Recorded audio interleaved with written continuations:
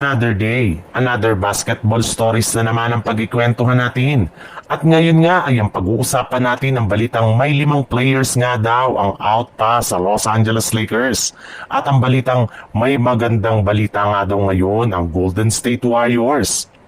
Ayon nga sa ibinulgar na balita ng isang NBA insider, wala na rin naman nga daw balak o plano ang general manager ng Los Angeles Lakers na si Rob Pelinka na i-trade si Austin Reeves ngayong off-season o i-offer ito sa Miami Heat sa mga susunod na araw.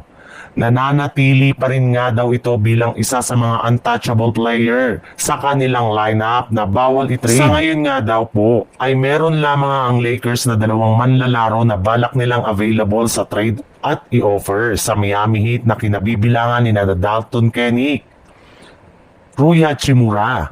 Yes, tama nga ang inyong narinig. Silang 2 nga ang mga player ng Lakers na posibleng hindi na makasama sa kanilang lineup sa pagsisimula ng training camp sa katapusan ng Setyembre. Bukod rin nga kina Rui Hachimura at Austin Reeves, ay kasali rin naman nga sa mga posibleng mai-trade pa sa mga susunod na araw ay sina Gabe Vincent, Maxi Kleber at si Jared Vanderbilt.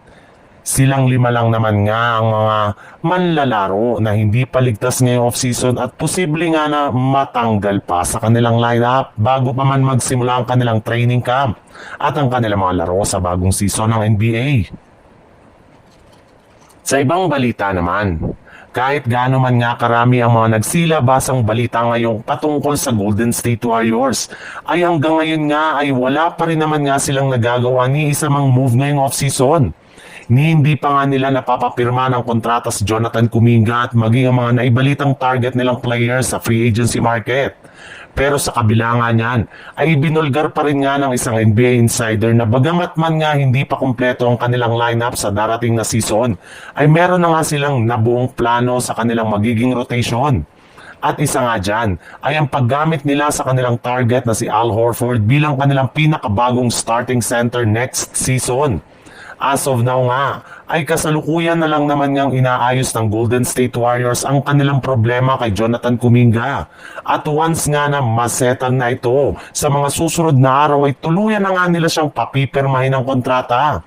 Meron na rin naman nga silang in-offer na deal kay Horford sadyang hindi lamang niya ito official na napipirmahan since nagkaroon pa nga sila ng problema pagdating sa cap space.